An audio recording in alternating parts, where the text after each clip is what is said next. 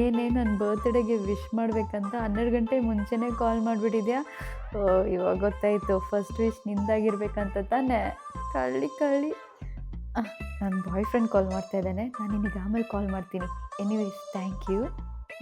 Happy birthday ಮಗಳೇ. ನೀನು ಒಬ್ಬಳೇ ಹೋಗಿ ತೊಗೊಂಬಂದಮ್ಮ. ಹ್ಞೂ, ಥ್ಯಾಂಕ್ ಯು ಸೋ ಮಚ್ ನಾನಿದು ಎಕ್ಸ್ಪೆಕ್ಟೇ ಮಾಡಿಲ್ಲ. ಅಪ್ಪ ನನಗೋಸ್ಕರ ಐಫೋನ್ ತೊಗೊಂಬಂದ. Thank you so much daddy, you are the best father in the world.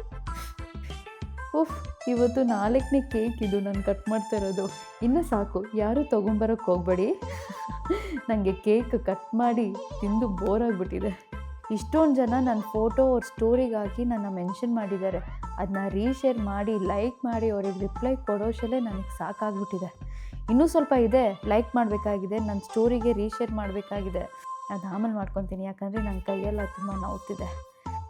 ಇವತ್ತು ನನ್ನ ಬರ್ತ್ಡೇ, ನಮ್ಮಮ್ಮ ಏನಕ್ಕೆ ನನ್ನ ವಿಶ್ ಮಾಡಿಲ್ಲ? ಅಮ್ಮ, ಇವತ್ತು ನನ್ನ ಬರ್ಡೇ, ವಿಶೇ ಮಾಡಿಲ್ಲ ನೀನು. ಕತ್ತೆ ವಯಸ್ಸಾಗೈತೆ, ಇನ್ನೂ ನಿನಗೆ ವಿಶ್ ಮಾಡ್ಕೊಂಡಿರ್ತಾರೆ. ಆ್ಯಕ್ಚುಲಿ ನೀನು ನನಗೆ ಥ್ಯಾಂಕ್ಸ್ ಹೇಳಬೇಕು, ಯಾಕಂದರೆ ನಾನು ನಿನ್ನ ಚೆನ್ನಾಗಿ ಎತ್ತಿದ್ದಕ್ಕೆ. ಹಲೋ ಹೇಳಲೇ, ನಾನು ನಿನಗೆ ಅವತ್ತು 500 ರೂಪಾಯಿ ಕೊಟ್ಟೆಲ್ಲ, ಇವತ್ತು ಕೊಡೆ, ತುಂಬ ಅರ್ಜೆಂಟು. ಅದು ಕೇಳಕ್ಕ ನೀನು ಇವಾಗ ಕಾಲ್ ಮಾಡಿದ್ದು? ಹೌದು.